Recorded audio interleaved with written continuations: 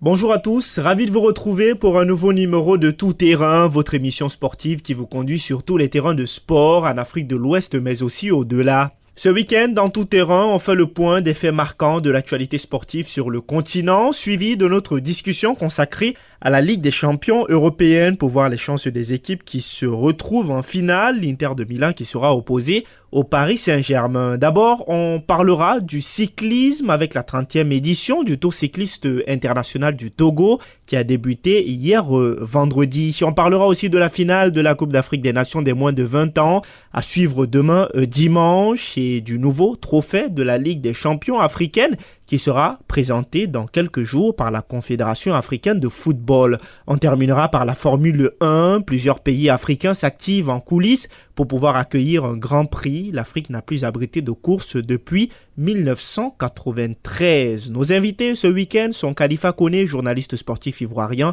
et Alpha Madi, journaliste sportif guinéen. Voilà ainsi présenté le sommaire de ce programme. Top, c'est parti.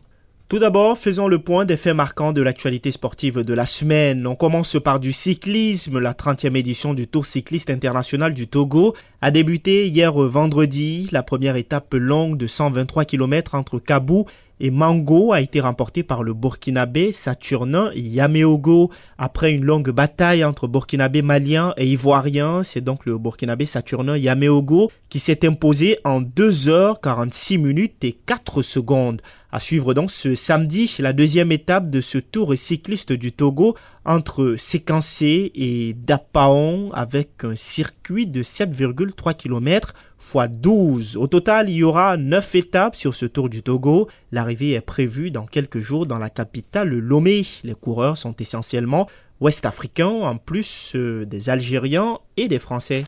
Du football cette fois, à suivre demain dimanche, la petite finale et la grande finale de la Coupe d'Afrique des Nations des moins de 20 ans. La finale opposera l'Afrique du Sud au Maroc, deux équipes qui réalisent jusqu'ici une belle compétition. L'Afrique du Sud a battu le Nigeria en demi-finale et le Maroc a éliminé le pays organisateur, l'Égypte.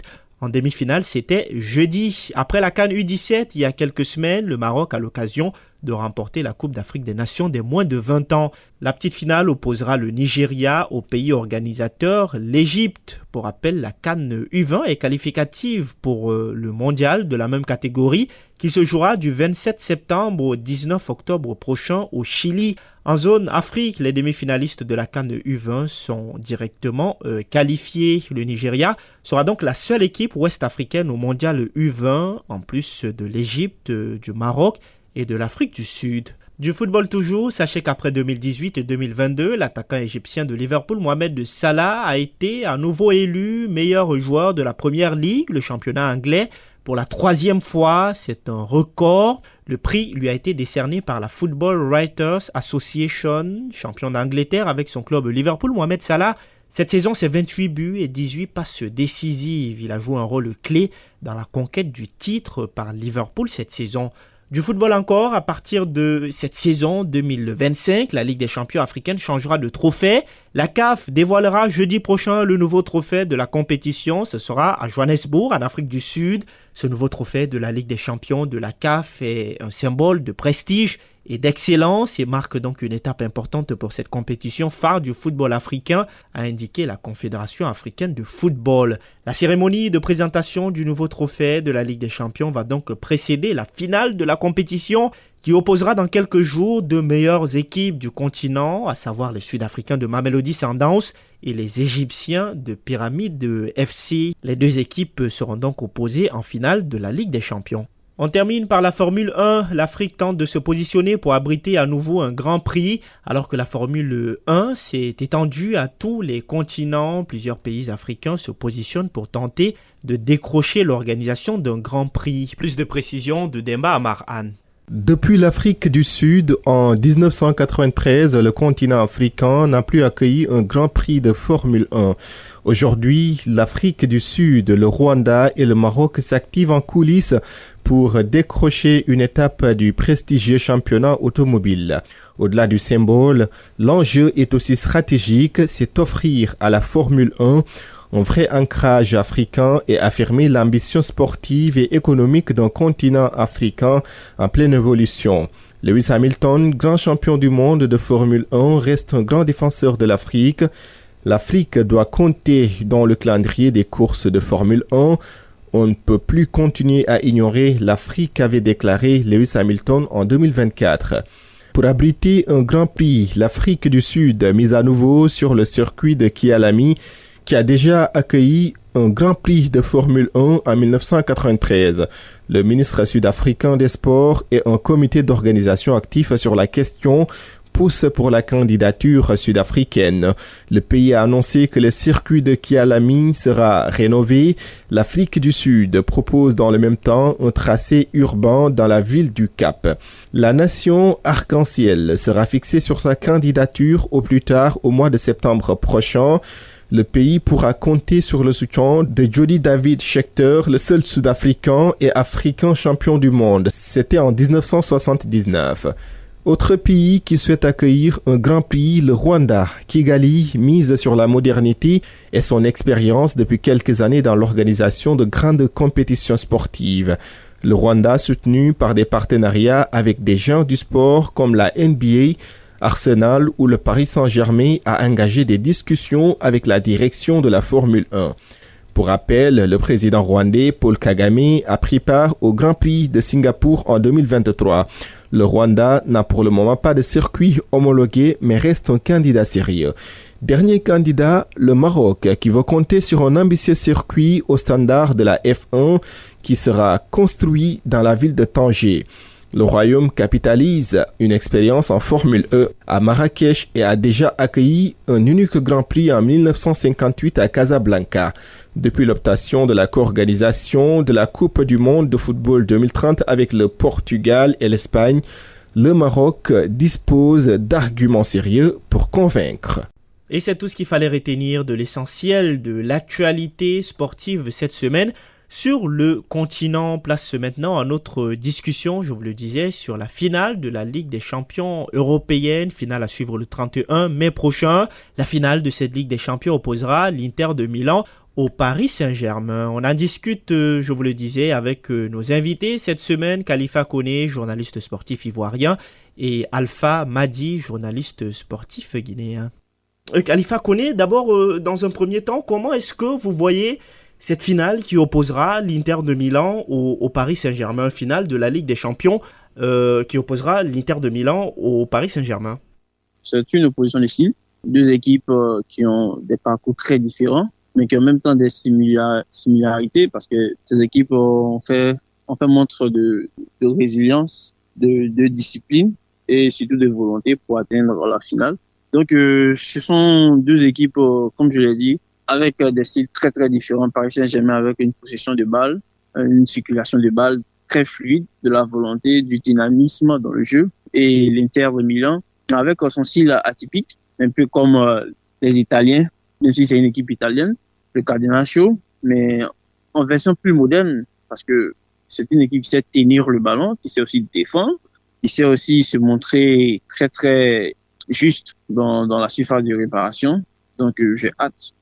Alpha Madi, vous, comment est-ce que vous voyez cette opposition de style entre l'Inter de Milan et le Paris Saint-Germain, une première rencontre en finale pour les deux équipes? Comment est-ce que vous voyez finalement cette opposition de style des deux équipes? À quelle rencontre on pourrait s'attendre en finale de la Ligue des champions européenne? Je pense que ça serait pas tout à fait honnête de prédire ce qui va se passer sur cette finale ou sur une autre, parce que c'est une finale quoi de Ligue des Champions et quand c'est une finale, même les équipes les plus faibles se donnent à fond. Donc le déséquilibre qu'on annonce, c'est peut-être avant le match, mais quand ça va démarrer, ça sera autre chose. Chacun vient pour sur ce match unique donner tout ce qu'il a pour toute la saison. Et pour le Paris Saint-Germain d'ailleurs, pas pour toute la saison, mais pour toute une vie de club. Rappelons que à part la Coupe des Coupes, le PSG n'a pas encore soulevé la Ligue des Champions. L'Inter aussi, c'est depuis 2010. Donc là, c'est deux clubs qui voudront tout donner pour la finale. Maintenant, si on doit analyser un peu leur parcours et ce qu'ils ont fait jusque-là, voici deux clubs qui ont, pour commencer, deux grands gardiens de but. Et vous savez que les grandes compétitions se gagnent en ayant d'abord un gardien de but solide. Et derrière, ce sont de bonnes défenses. L'Inter était jusqu'à la demi-finale contre le Barça la meilleure défense. Le PSG, c'est plus ou moins solide. Et voilà, il y a surtout la variation dans le jeu côté Paris Saint-Germain. Et l'Inter aussi, c'est vrai que face au Barça où la position de balle était impressionnante, on peut se dire que c'est une équipe qui ne joue pas trop au ballon. Mais faut dire que si on suit la Serie A, que c'est voilà, ils sont adaptés en fait à l'adversaire qu'ils avaient en face, qui en position de balle et techniquement peut-être peut être plus forte. Mais attention, donc ils peuvent proposer et produire du jeu. Donc je ne peux pas dire qu'il y a un favori puisque c'est la finale. Mais pour l'histoire, pour la beauté du football, ça serait bien que le Paris Saint-Germain puisse avoir cette petite étoile, cette petite chance-là du champion. Parce que voilà, ça arrive quoi. C'est quand vous voyez le parcours du champion, quelquefois vous vous dites que ça se joue à ça aussi, à cette petite chance-là qu'on peut avoir et pour remporter les grandes compétitions. Et justement, le Paris Saint-Germain, hein, on a vu une autre équipe du Paris Saint-Germain cette année en Ligue des Champions qui nous propose un jeu totalement différent, une équipe très efficace devant les buts, mais qui défend également bien, une équipe qui a su tenir également les équipes anglaises, contrairement à ce qui était annoncé. On reviendra d'ailleurs sur la demi-finale Paris Saint-Germain. Arsenal, mais avant, est-ce que cette année, c'est pas l'année où il faut vraiment rêver grand pour le Paris Saint-Germain? Est-ce que c'est pas cette année ou jamais pour le Paris Saint-Germain, Khalifa Koné? Ouais, on peut le dire, parce que il faut dire que, comme mon confrère l'a si bien rappelé, c'est peut-être l'année ou jamais, parce que depuis l'arrivée des Qataris, la direction a décidé de prendre, aller sur un projet très structuré avec un entraîneur, qui a les clés du jeu, un entraîneur qui a les clés, on va dire des idées, des choix surtout, qui a un système bien prédéfini, qui va poser les bases et surtout il faut du temps. Donc, je pense que la direction a pris cette décision. Et aujourd'hui, même si c'était difficile au début avec Luis Enrique, c'était tellement difficile après le départ d'Mbappé. Donc, même si le Paris Saint-Germain ne remporte pas à la fin de ce mois la Ligue des Champions, je pense pas que ça sera un échec parce que ça sera encore plus bonifiant parce que la saison dernière, ils tombent les armes à la main en demi-finale face à Dortmund où on les annonçait super favoris, ultra favoris. Et cette saison où c'est comme s'ils sont devenus un ouragan, ils ont balayé complètement sur le passage dans le club anglais. Et lorsqu'on regarde les différentes confrontations, on va dire que les planètes s'alignent un peu parce que il y a tous les ingrédients pour que le Paris Saint-Germain sombre sur certains matchs. Mais le Paris Saint-Germain résiste, ça se joue à des détails. Cela à mettre au crédit de Luis Enrique, qui a convergé tout un club sur une idée, sur une idéologie, tous les joueurs, toute l'administration. Donc, je pense que ça peut aller. Donc, s'il ne remporte pas cette saison, franchement, ça ne sera pas un échec. Ça sera encore plus bonifiant pour la saison prochaine parce que plus le groupe avance, plus le groupe se bonifie. Donc, voilà, c'est ce que je pense. Alpha Madi, est-ce que vous pensez que le Paris Saint-Germain, la jeunesse parisienne, pourra contenir l'expérience interiste, l'Inter de Milan qui joue quand même, qui retrouve la finale de la Ligue des Champions en l'espace de 2 saisons? Est-ce que aujourd'hui la jeunesse parisienne pourra contenir cette expérience interiste? Bon, quand vous parlez de jeunesse parisienne, ça concerne peut-être les chiffres les chiffres des âges des joueurs parisiens, mais en termes d'expérience, donc de matchs emmagasinés en Champions League. Alors c'est quand même la première finale de Ligue des Champions pour pratiquement tous ces joueurs, à part quelques-uns comme Marquinhos et quelques-uns. Sinon c'est pratiquement la première finale de Ligue des Champions pour tous ces jeunes pratiquement. Oui, mais on parle de la moyenne. Et la moyenne, c'est que tu as des joueurs qui ont emmagasiné beaucoup de matchs de Ligue des Champions. Vitinha est jeune, mais il en a joué beaucoup. Ruiz, Dembélé, on n'en parle pas. Voilà, il y a des joueurs comme ça, Donnarumma, Marquinhos, Achraf Hakimi, et puis l'arrière gauche Nuno Mendes. Donc voilà, ils ont quand même joué, ils jouent cette compétition depuis un certain temps et au plus haut niveau. Donc c'est soit les demi, soit les quarts. Donc, ils connaissent un peu. Après, il y a cette touche de jeunesse qui est là. Mais c'est une jeunesse mature, en fait, j'ai envie de dire, parce que aujourd'hui, Barcola, titulaire ou pas, et dans n'importe quel club au monde, c'est un cadre pratiquement. Aujourd'hui, le jeune Désiré Doué, dans n'importe quel club au monde, il est titulaire ou presque. Et tous ces jeunes-là, je veux d'ailleurs insister sur un jeune comme Joao Neves, lui, c'est un monstre au milieu de terrain. C'est une jeunesse, je veux dire, certes, c'est une jeunesse, mais elle est mature et elle est expérimentée parce elle a beaucoup de matchs de cette compétition dans les jambes et de haut niveau, surtout dans les jambes. Et au-delà de ça, elle est talentueuse. Et c'est là que la différence se fait. Maintenant, c'est une jeunesse parisienne, certes, mais elle est expérimentée et talentueuse. Mature aussi. Et en face, il y a une équipe de l'Inter, certes, il y a des joueurs. Donc, l'Inter va probablement récupérer d'ailleurs Lautaro Martinez. Donc, voilà, il y a vraiment de l'argument des deux côtés, mais j'ai l'impression, en tout cas, à partir de mon observation, que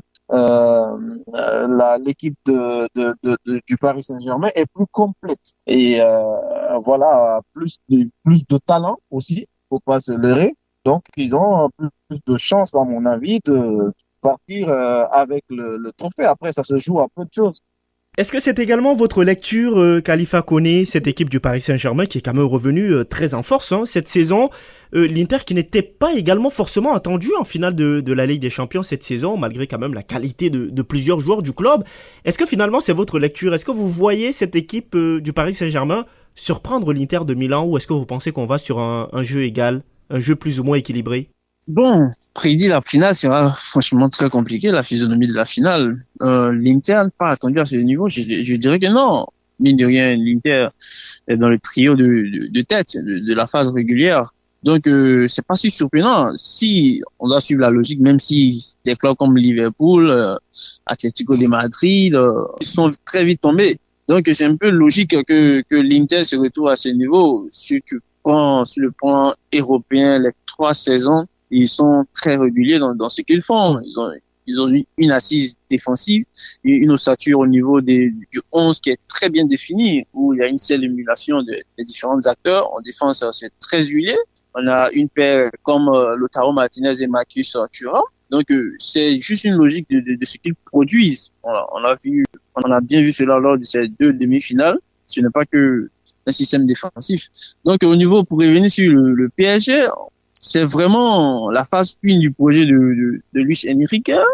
Donc, c'est bénéfique parce que Luis Enrique l'avait déjà annoncé. Il a dit, on va être présent à la fin de la saison. On va se battre pour les 4 trophées, si je ne me trompe pas, pour les 4 trophées. Et voilà, le temps lui donne raison. Ils sont présents. Ça veut dire que l'équipe a travaillé, l'équipe a fait le dos rond. Donc, pour revenir un peu sur ce que mon confrère a bien souligné, l'équipe est solide parce que chacun sait ce qu'il a à faire. Chacun se donne à corps et âme. Donc, sur cette finale, il n'y a pas de question à se poser. On sait que c'est une finale, ça va se jouer éventuellement sur des détails. Ça ne sera sans doute pas très ouvert comme les demi-finales ou peut-être les 8e de finale ou encore les quarts de finale. Ça sera très serré. Ça va se jouer sur des détails. Pour preuve, la saison dernière, la finale Dortmund-Real de Madrid s'est jouée à des détails. La saison d'avant aussi, City-Inter, ça s'est joué à des détails. Mais un point très important à mentionner, c'est que l'ossature de l'Inter n'a pas tant changé depuis cette dernière finale perdue face à City, parce qu'il y a quasiment 8 joueurs qui ont disputé cette finale qui sont encore présents. Donc, on va dire, en termes d'expérience, pour revenir un peu à votre question, en termes d'expérience, avantage Inter. Même si l'effectif du PSG, il y a des joueurs qui ont eu une habitude du haut niveau, qui disputent les compétitions intercontinentales depuis bien longtemps, qui sont sur la scène européenne depuis bien longtemps, mais on parle d'une finale européenne. L'effectif du PSG a plusieurs jeunes. Désiré Doué, c'est encore un gamin. Joao Neves au milieu, c'est encore aussi un gamin. Donc, avantage Inter, l'expérience. Regardez comment ils ont géré, on va dire, la demi-finale face au FC Barcelone, cette double confrontation. Tout le monde annonçait Barcelone favori. Pour cette finale, je vais sur avantage Inter.